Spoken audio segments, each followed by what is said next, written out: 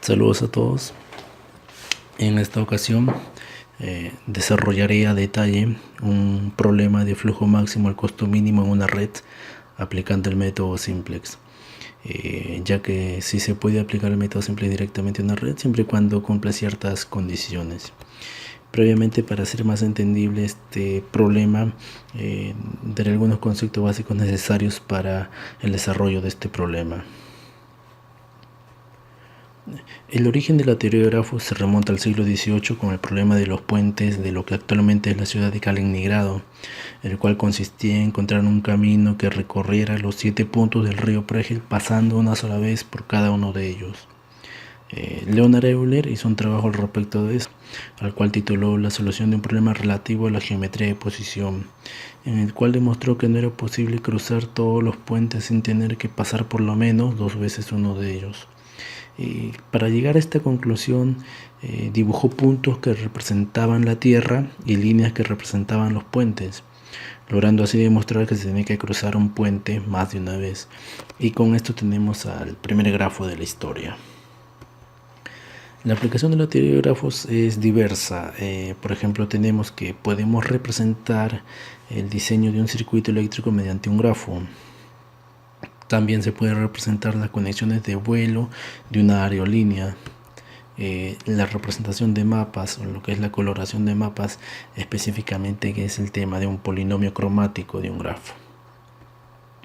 En redes de computadora también, porque nos permite saber el flujo de información que ocurre entre ellas, la comunicación entre ciudades, como lo que acabamos de ver, la administración de proyectos, que tiene que ver más que todo con la representación en grafos a través de su red de actividades. Definiciones. Un grafo está definido por dos conjuntos, el conjunto de nodos y el conjunto de aristas.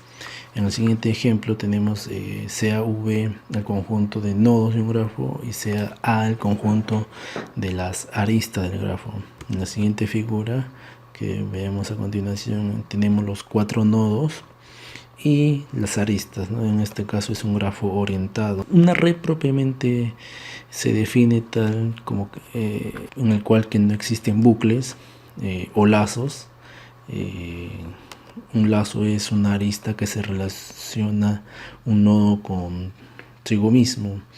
Una red es un grafo conexo, valorado y orientado, en el cual se puede identificar un nodo inicial y un nodo final. Una cadena es una secuencia de aristas o arcos en el cual no toma en cuenta su orientación. Una cadena simple es cuando pasa una sola vez por cada arista o arco. Un ciclo es una cadena simple que inicia y termina en el mismo nodo, en el cual también no importa la orientación. La matriz de incidencia representa aquella incidencia que hay entre un nodo y su arista.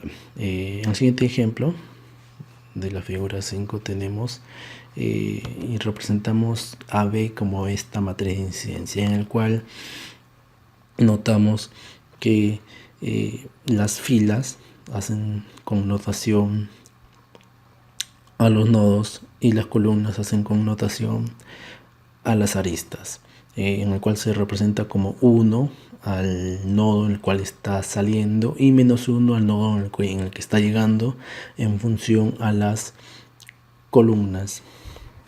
Es decir, por ejemplo, veamos acá, tenemos 1 que representa el valor de porque está saliendo del nodo 1, y este valor de -1 porque está llegando al valor al nodo 2 en esta columna. Por decir, aquí en esta última columna tenemos el nodo 4,1, como hace referencia a que está saliendo del nodo 4, es por eso que lleva el valor de 1, y como está llegando al nodo 1 lleva el valor de -1. Esa es una matriz de incidencia, no es tan complicado.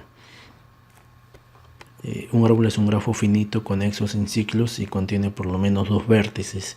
Un árbol no tiene bucles, un árbol tiene n nodos y n-1 aristas. Es decir, del ejemplo 2, como hay 4 nodos, entonces si quisiéramos crear un árbol de este grafo tendría que tener 4 nodos y 3 aristas. Esa es la definición de un árbol. Un árbol generador, bueno, es un árbol construido a partir del grafo original, no sé, es un subárbol.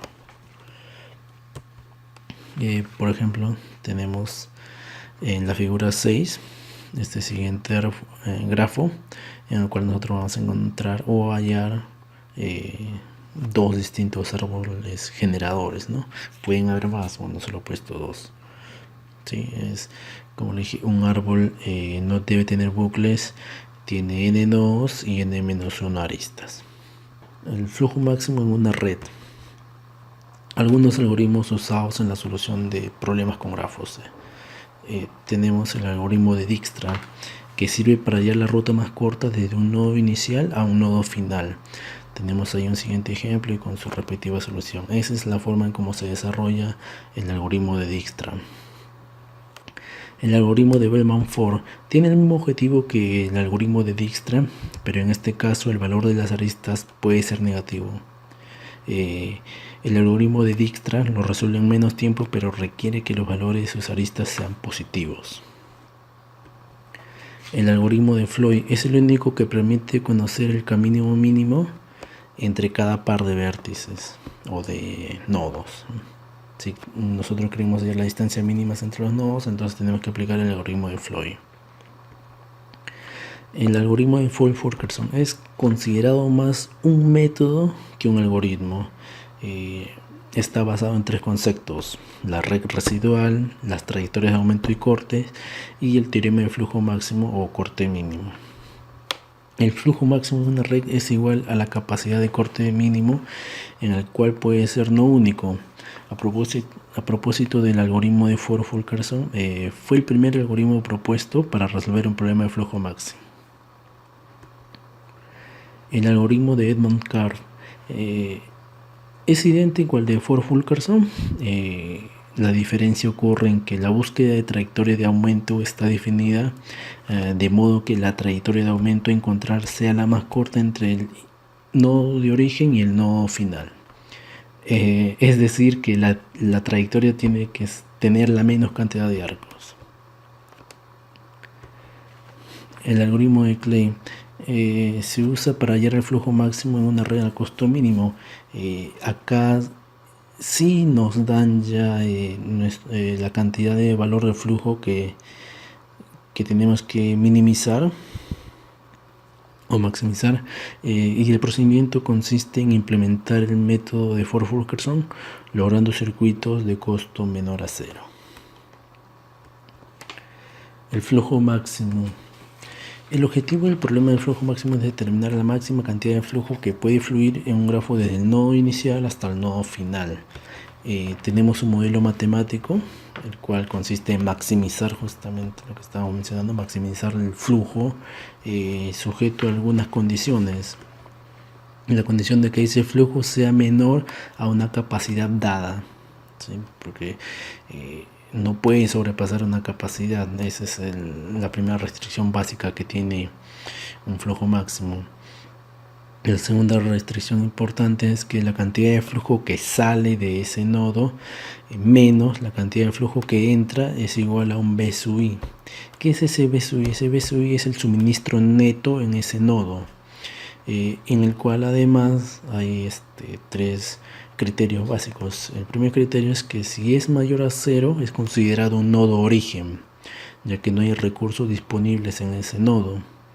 Si es que es menor que 0, se considera un nodo destino, ya que no hay demanda del bien en ese nodo.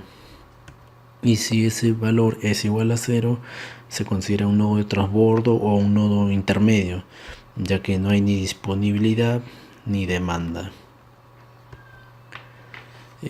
El problema del flujo máximo al costo mínimo. Para resolver un problema de flujo máximo al costo mínimo definimos lo siguiente: X y J, que es el número de unidades de flujos enviadas desde el nodo I al nodo J por el arco IJ.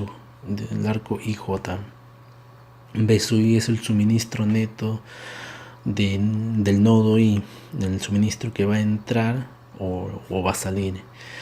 C sub I es el costo de transportar una unidad de flujo desde el nodo I hacia el nodo I al J por el arco IJ. Hay que tener en cuenta que este C sub I es minúscula, el que vimos en el concepto anterior es un C sub I mayúscula, que es la capacidad. Este C sub I minúscula es el costo de transportar. L sub IJ, que es la cota inferior, U sub IJ, que es la cota superior. Estos son cotas inferior y superior con respecto al flujo, son los que afectan al flujo. Tenemos el modelo de programación lineal definido de esta forma. Dado que vamos a minimizar el costo y maximizar el flujo, este sería nuestra función objetivo, sujeto a las restricciones de lo que es una conservación de flujo, de lo que vimos anteriormente también, que toda la cantidad de flujo saliente menos la cantidad de flujo entrante es igual al suministro neto en ese nodo. Sí, este es un modelo general, ya más adelante veremos a detalle. Y lo que mencionamos de que el número de unidades de flujo está acotado, ¿no? Acotado inferiormente y acotado superiormente. Generalmente L sub IJ es 0 porque no hay flujo negativo, ¿sí? Y el valor de U sub IJ tiene que ser menor o igual a la capacidad total. Que generalmente en este tipo de problemas de flujo máximo no nos brindan ese dato, no nos brindan el flujo, el U sub IJ, la cota superior, no nos brindan. Eso es lo que tenemos que hallar, esa es la diferencia de los otros tipos de problemas. El problema de transporte, asignación, transbordo, ruta más corta, flujo máximo y CPM, que es el camino crítico, corresponden a casos particulares del problema de flujo de costo mínimo. Este puede ser resuelto a través de una generalización del simple de transporte. Se puede modelizar como un problema de programación lineal y resolverse con el algoritmo de simples para redes. Si deseas tener más teoría al respecto de este tipo de problema de flujo máximo al costo mínimo, te recomiendo revisar el libro de Basara, el capítulo 9 exactamente, en el cual brinda información más detallada de la teoría, ¿no? Es útil saber que este algoritmo realiza las operaciones del simple directamente sobre el grafo, lo que en algunos casos permite resolverlo más rápido que el algoritmo del simple normal. Propiamente ahora veremos el ejemplo en sí, en el cual voy a hacer en detalle de todo esto.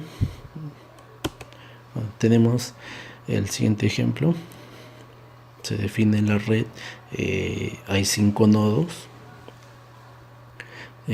con sus aristas respectivas. Como es una red, tiene que ser orientada con EPSA también. Definimos también los suministros netos en cada nodo.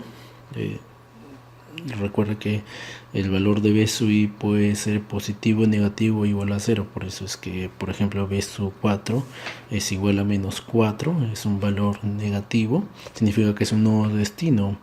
Significa que ya no hay demanda del bien en el nodo I. En este caso en el nodo 4. Por ejemplo, en el nodo 3, en B sub 3 es igual a 1, que es mayor a 0, es un nodo origen. ¿Qué significa eso? Que no hay recursos disponibles en el nodo I, o sea, en el nodo 3. Sí, básicamente ese es el problema. No tienen que brindar también datos de los costos que hay de transportar flujo en esa dirección. Por decir, el costo C12, que es igual a 5, significa que transportar flujo del nodo 1 al nodo 2 nos cuesta 5, ¿sí? Por cada flujo. Ese es el detalle. De la misma forma, por ejemplo, en el nodo 1.3 el costo de transportar ese flujo es de menos 2. Y así, bueno, este problema de simplex lo podemos modelizar de la siguiente forma. Minimizar z, que es la función objetivo. Como hay 5 nodos, tiene que ser planteado de esa forma, desde i sub i1, j igual a 1, de los costos multiplicado por los flujos que vas a ver. Los costos, bueno, ya los tenemos. Lo que tenemos que encontrar son esos flujos por cuál va a recorrer todo ese R, ¿no? Sujeto a algunas restricciones. Esto es acá lo que les comenté que iba a detallar. Estas restricciones asumen que la oferta total en la red es igual a la demanda total de la red.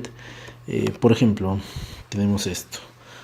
Esto hace referencia se denominan las ecuaciones de conservación de flujo o las ecuaciones de Kirchhoff, que indica que en la red de flujo no se crea ni se destruye. Es decir, para el nodo 1, el flujo total que sale del nodo 1, menos el flujo total que ingresa al nodo 1 va a serme igual a 2. Este B sub 2 es el suministro neto en el nodo 1, como podemos ver acá.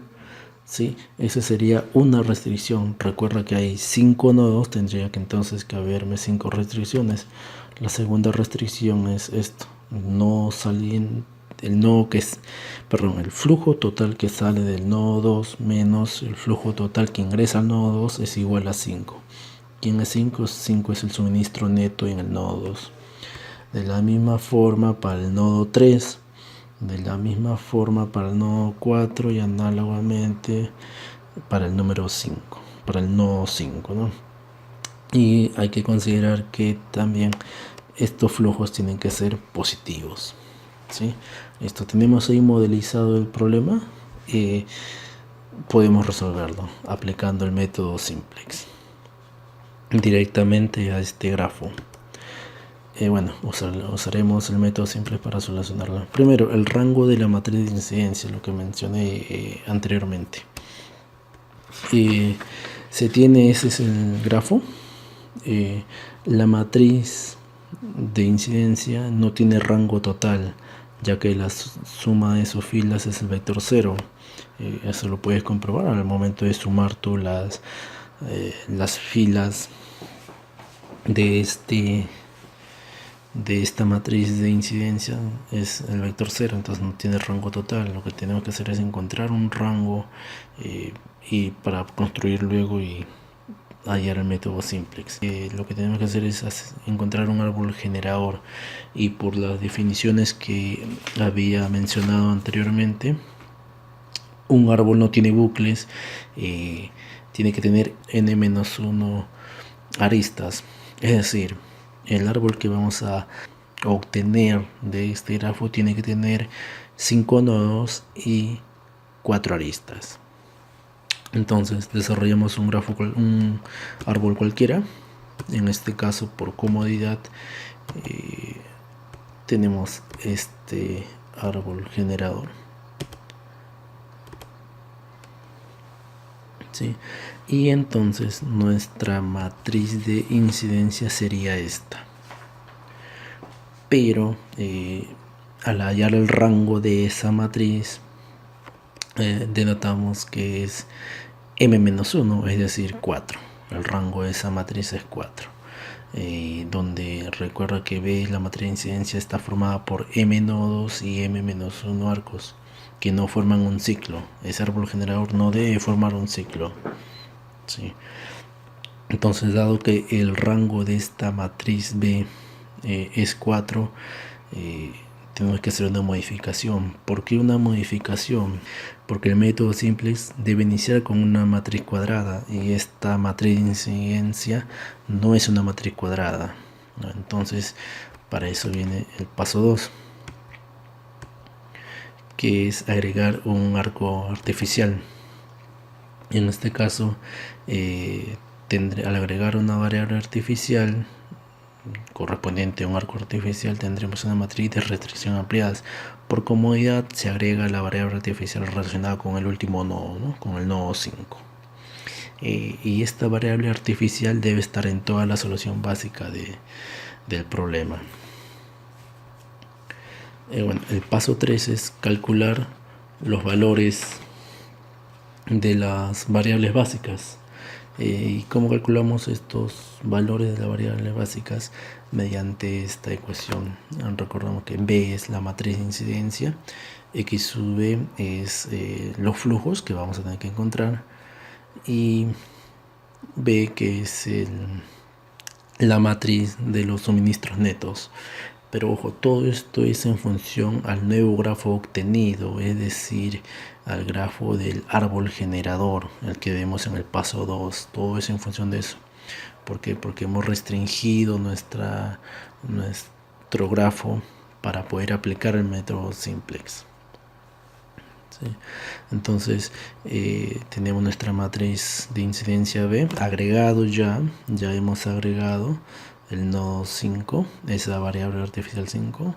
Solamente podemos poner el número 1. ¿Por qué no menos 1? Porque es una variable artificial, si no hay a dónde llegue.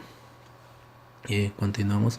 El vector x sub b, que son los flujos, o en este caso también se conocía con las variables básicas, ¿no? 1, 5, 2, 3, 3, 4, 4, 5 y propiamente la variable es x sub 5, ¿no? Recuerda que tiene que ser en ese orden, ¿sí? Dado que la matriz de incidencia también está en orden, las variables que vas a colocar, la variable básica que se coloca también tiene que estar en orden. Y esto es igual al vector B, que es el vector de suministros, y igual en orden para el nodo 1, que es 2, para el nodo 2, que es 5, para el nodo 3, que es 1, para el nodo 4 y 5, que es menos 4 respectivamente para los dos, ¿no? Bueno, tenemos ya esto es algo más algebraico. Resolvemos y obtenemos las siguientes ecuaciones, ¿no? X1, 5 es 2, la variable x23 es 5, tenemos esta otra ecuación y esta otra. En total son 5, ¿no? Obviamente porque hay 5 nodos. Y luego, como ya tenemos dos valores exactos, reemplazamos en las otras y encontramos las variables básicas. Obviamente la variable artificial tiene que ser 0, si no estaría mal la solución de este problema, ¿no? Y tenemos ahí entonces las variables básicas y procedemos. Pero sin embargo, también hay otro método para encontrar estas variables básicas. Por ejemplo, usando la propiedad de la conservación de flujos, tenemos lo siguiente. En el nodo 1, recuerda que todos estos procedimientos se hace ya en función del árbol generador que se ha hecho, que se ha tomado, no del primer ejemplo en sí. Sí, todo es en función del árbol generador que has tomado. Por ejemplo, en el nodo 1, tenemos que solamente hay flujo saliendo de él, no hay flujo entrando, entonces no hay a quien restar. Entonces x sub 1, 5 no le voy a restar, bueno, le restaría 0 y eso me sería igual al b sub 1, que es 2 con este caso. Más adelante será un poquito más entendible. Por ejemplo, en el nodo 2, según la gráfica tenemos que solamente hay flujo saliendo de él. Entonces la ecuación sería x sub 2, 3 menos 0, porque no hay flujo entrando, sería igual al b sub 2, en este caso que es 5. Para el nodo 3, en el caso del nodo 3, aquí ya hay flujo saliendo y hay flujo entrando, entonces por la propiedad de conservación de flujos, el flujo que sale, que es x sub 3, 4, le voy a restar el flujo que entra, que es x sub 2, 3, y eso me va a ser igual a 1, como se puede ver ahí. Y bueno, como yo ya tengo el valor de x sub 2, 3, reemplazo simplemente y obtengo el valor de x sub 3, 4. Del mismo modo, para el nodo 4 hay flujo saliendo y hay flujo entrando, entonces en este caso sería x sub 4, 5 menos x sub 3, 4, y eso me saldría igual a menos 4. Reemplazando los valores, porque yo conozco el valor de x sub 3, 4, obtengo que x 4, 5 es igual a 2. Del mismo nodo, para el nodo 5 tenemos esto, el procedimiento es análogo a los demás. Y entonces, reemplazando los valores que ya conocemos anteriormente, tenemos que x sub 5 es igual a 0, ¿sí? Este es otro método como se puede encontrar esas variables básicas, ¿sí? Por eso les comenté que iba a ser al detalle este ejercicio. Entonces, dado que ya tenemos las variables básicas, podemos encontrar entonces, continuar con los pasos, ¿no? El siguiente paso es calculamos los costos reducidos, es decir, z sub j menos el costo de lo que conlleva llevar flujos en toda la red, ¿no? Igualmente, para encontrar estos costos reducidos hay dos métodos. El primer método, que es en función de las variables duales, el vector W, definidas a través de esto. Z sub j menos c sub j es igual al vector de las variables duales por perdón, el vector a sub j, que es el vector columna de la matriz de incidencia, menos c sub j, que son los costos respectivos de los flujos, y el cual esto llamamos una ecuación 1. ¿Por qué? Porque al final vamos a tener que reemplazar todos los valores en esto. Sin embargo, como tenemos aquí que C sub i j son los costos de flujo, que si los tenemos de dato, A sub i j es el vector columna de la matriz de incidencia, tenemos de dato la matriz de incidencia. Lo que no tenemos de datos son las variables duales. ¿Cómo encontramos entonces las variables duales? Mediante la siguiente fórmula. El vector W multiplicado por la matriz de incidencia es igual a los costos de esa matriz de incidencia, ¿no? En referencia. Tenemos entonces, reemplazando el vector W multiplicado por la matriz de incidencia. Recuerda que la matriz de incidencia es la originada a través del árbol generador, igual a C sub E, el vector C sub E. ¿Qué es el vector C sub E? Como es los costos respectivos de flujo, ¿sí? Son los costos respectivos del flujo en lo que hace referencia a esto, a la matriz de incidencia. Entonces, al reemplazar estos valores, tenemos estas ecuaciones. Sí, bueno, como el valor de B sub 5, V5 es igual a 0, al reemplazar lo demás, vamos a obtener los demás valores, ¿no? Y tenemos el vector de las variables duales. Sin embargo, este pequeñito proceso se puede reemplazar, es decir, no habría tanta la necesidad de multiplicar, hacer algebraicamente este procedimiento de multiplicar el vector de variables duales por la matriz de incidencia e igualarlos al vector de los costos relacionados a esa matriz de incidencia si aplicamos esta propiedad. W sub i menos WJ es igual al C sub i J. ¿Sí? Como lo que podemos ver acá, podemos reemplazar directamente estos valores. Entonces, una vez que ya se tiene los valores de las variables duales, podemos reemplazar en 1. Por lo tanto, tenemos Z12 menos C12 es igual al vector de las variables duales multiplicados por esa columna de la matriz de incidencia que hace referencia a 1, 2. Recuerda que todos estamos haciendo en 1, 2, menos el costo que implica ese flujo que se va a transmitir de 1 a 2, ¿no? Que es igual al vector W. El valor de esa columna de la matriz de incidencia podemos reemplazarla como los vectores unitarios del espacio euclidiano, EM, ¿no? Vamos a hacerlo más entendible con el desarrollo del problema. Tenemos W, que es las variables duales, le vamos a multiplicar esto, E sub 1, que ahí está como se puede ver, y E sub 2, ese es el único juicio. Recuerdo que son vectores unitarios, y a esto le voy a restar el costo en 1, 2, que es menos 5. Resolvemos estas ecuaciones y tenemos esto.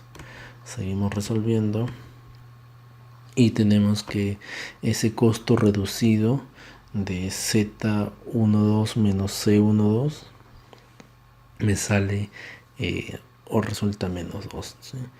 El procedimiento es análogo para los demás costos reducidos que hay en ese grafo del árbol generador, ¿sí?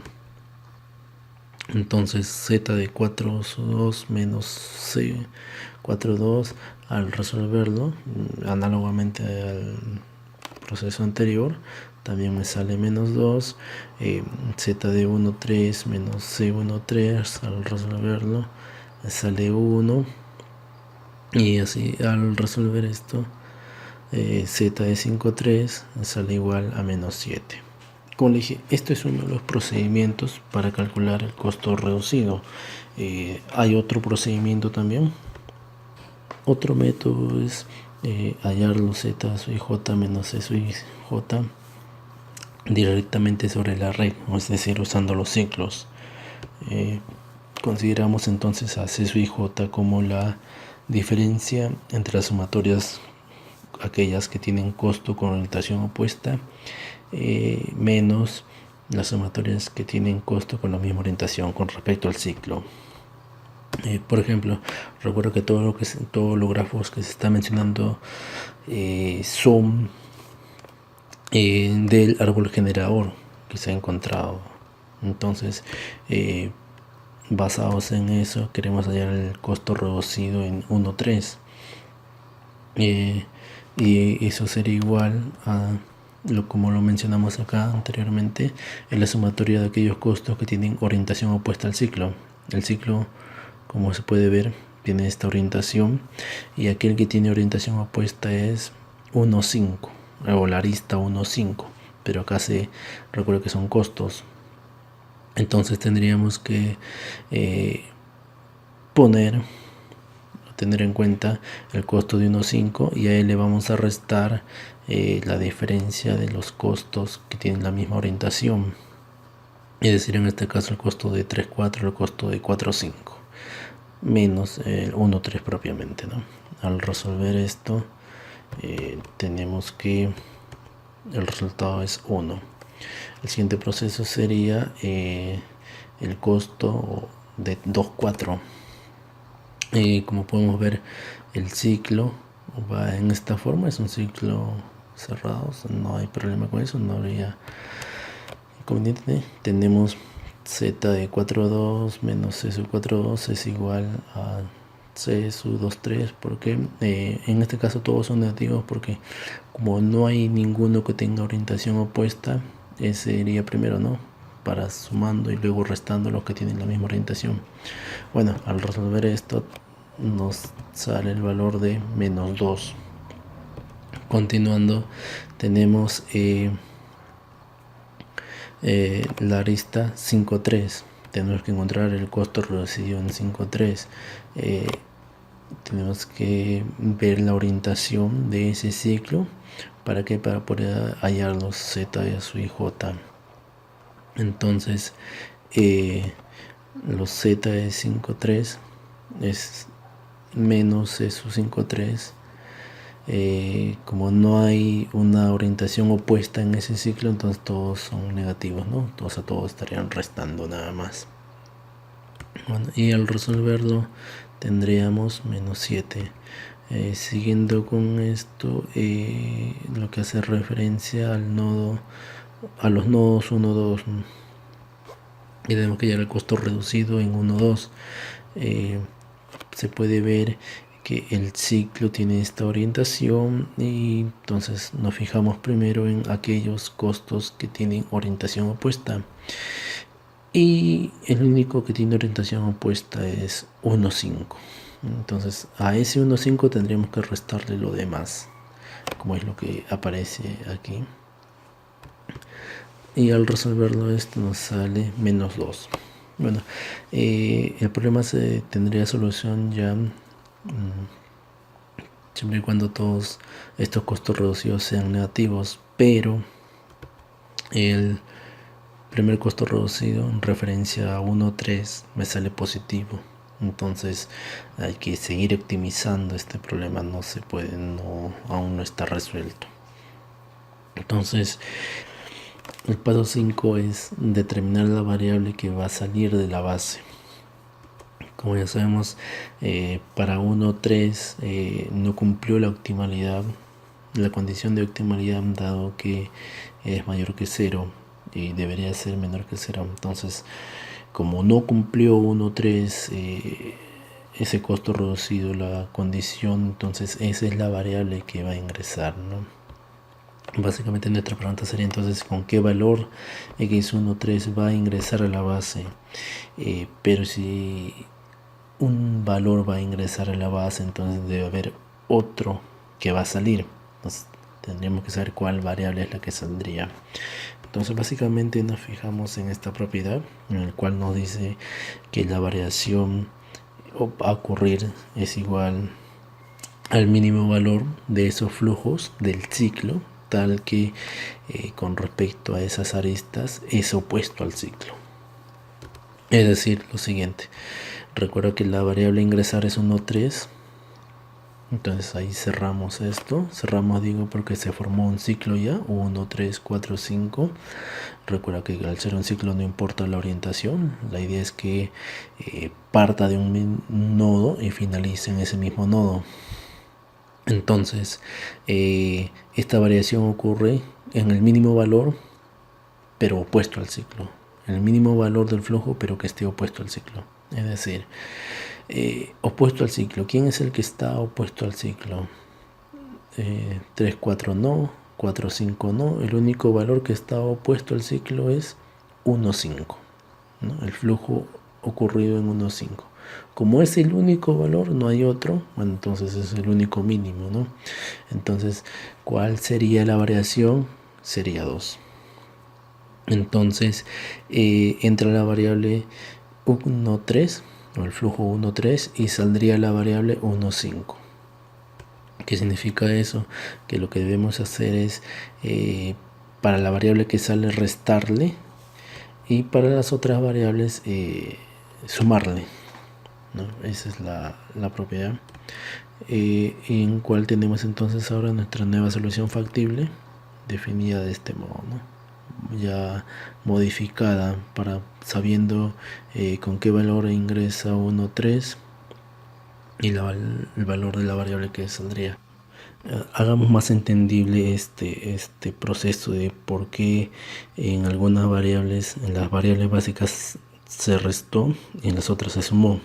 El análisis es el siguiente: dado que para 1,3 resultó que ese costo reducido es mayor que 0, entonces no cumple la optimalidad para el sistema en este grafo. Entonces esa es la variable 1,3, es la variable que debe ingresar, pero como les digo, si algo ingresa, otra variable debe salir para hacer tener la conservación del flujo. Entonces, ¿cómo se analiza esto? ¿Por qué en una se sumó y por qué en otra se restó? Hacemos lo siguiente. Dado que el nodo 1,3, la arista 1,3 es la arista que va a ingresar a la base, entonces 1,3 con 3, 4, con 4, 5 y con 5, 1 ya formó un ciclo. ¿Sí? Ya formó un ciclo. Tenemos que tener en cuenta la orientación de ese ciclo. Entonces, como 1,3 ha ingresado, ha aumentado flujo. Entonces, el ingreso del flujo en 1,3 genera una variación positiva al ciclo en ese sentido. Entonces, por la ecuación de Kirchhoff, el flujo de 3, 4 también debe aumentar. Del mismo modo, el flujo en 4,2 también debe aumentar. Recuerda que tienen la misma orientación, pero el 1,5 no tiene la misma orientación. Entonces, dado que no tiene la misma orientación, esta tiene que disminuir. ¿Por qué? Porque dado que el nodo 1 destinó flujo al nodo 3, entonces el flujo destinado al nodo 5 disminuye en la misma proporción. Es decir, como el nodo 1 ya destinó flujo al nodo 3, el flujo en 1,5 va a disminuir en la misma proporción en el que se agregó. Es decir, si para 1,3 aumenté delta, para el nodo la arista o el flujo para 1, 5 tiene que disminuirme, porque ya no puede aumentar más flujo. Entonces ese es el valor de la variación, ¿sí? Y ese sería también otro método por cual saber cuál es la variable que va a salir. Entonces el máximo valor a disminuir sería 2. Entonces la variable que va a salir es 1, 5. Es por eso que vamos a disminuir en 2 el flujo que hay en 1, 5. Por eso es que se ha disminuido. Y para las demás variables se va a aumentar, como se puede ver acá. Para 3, 4 aumentó. Para 4, 5 también aumentó. Y para 3, 4 también aumentó, ¿no? Básicamente esa es la idea para saber qué variable ingresa, qué variable saldría y con qué valores ingresaría. Luego que tenemos la nueva solución básica factible, tenemos que encontrar los costos reducidos nuevamente para ver si cumplen las condiciones de optimalidad. Es decir, que todos los costos reducidos tienen que ser menor que 0 en base a estas nuevas soluciones básicas que hemos encontrado. Pero para eso tenemos que realizar nuevamente las iteraciones para calcular las variables duales. Este es el nuevo árbol generador que se tiene. Tenemos esas variables básicas usando esa propiedad directamente, ya no a través de la matriz de incidencia. Tenemos los costos y bueno, calculamos para 1, 3, para 2, 3, para 3, 4, para 4, 5 y para el valor de 5, ¿no? Entonces tenemos las variables duales, el vector de variables duales y luego calculamos los costos reducidos. El mismo procedimiento que nosotros anteriormente se hizo para 1, 2. Y acá un poquito más al detalle para hacer más entendible. Para 1, 2 se tiene el vector de las variables duales multiplicado por ese vector columna de matriz incidencia en 1, 2, y a este le voy a restar el costo en 1, 2, ¿no? Y eso me sale menos 3. El mismo procedimiento para 1, 5. Al desarrollarlo me sale menos 1. El mismo procedimiento para 4, 2 son los valores que faltaban, son los costos reducidos. El mismo valor para 5, 3, mismo procedimiento, perdón. Y tenemos que en este caso los costos reducidos salen negativos. Entonces si cumplió las condiciones de optimalidad, entonces la nueva solución básica factible es esta.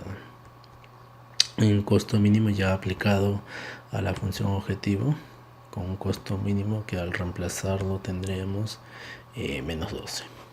Y bueno, esa es la solución a este problema.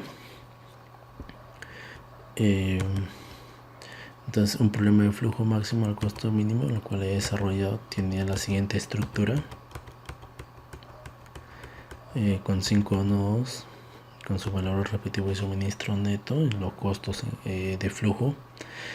Se pedía minimizar ese flujo máximo con un costo mínimo, sujeto a las condiciones de conservación de flujo para cada nodo, ¿no? Para el nodo 1, para el nodo 2, para el nodo 3, para el nodo 4, para el nodo 5, y sabiendo además que su flujo tiene que ser mayor que 0. Si hubiésemos modelizado el problema por programación lineal, hubiésemos tenido la siguiente función objetivo, sujeto a las restricciones de conservación de flujo para el nodo 1, para el nodo 2, para el nodo 3, nodo 4, nodo 5. Además, saber de que los flujos tienen que ser mayor que 0, ¿no? Cualquiera de las dos opciones será igual. Mi idea era explicar a detalle cómo se podría resolver este problema de grafo de flujo máximo al costo mínimo directamente sobre la red aplicando el método simplex. Sí, pero si quieres, si se podría ver el modelizado, Esa sería la forma. Y bueno, de esta red podemos notar que estos son los valores respectivos de los flujos. Su solución básica factible sería para el flujo en 1, 3 sería 2, para el flujo en 3, 4 sería 8, para el flujo en 2, 3 sería 5 y el flujo en 4, 5 sería 4. Haciendo todo un costo mínimo de, aplicando la función objetivo, un costo mínimo de menos 12. Espero haber aportado en algo, ya que no hay mucha información respecto a este tema, un ejercicio aplicativo. Espero haber aportado en algo con esto. Muchas gracias.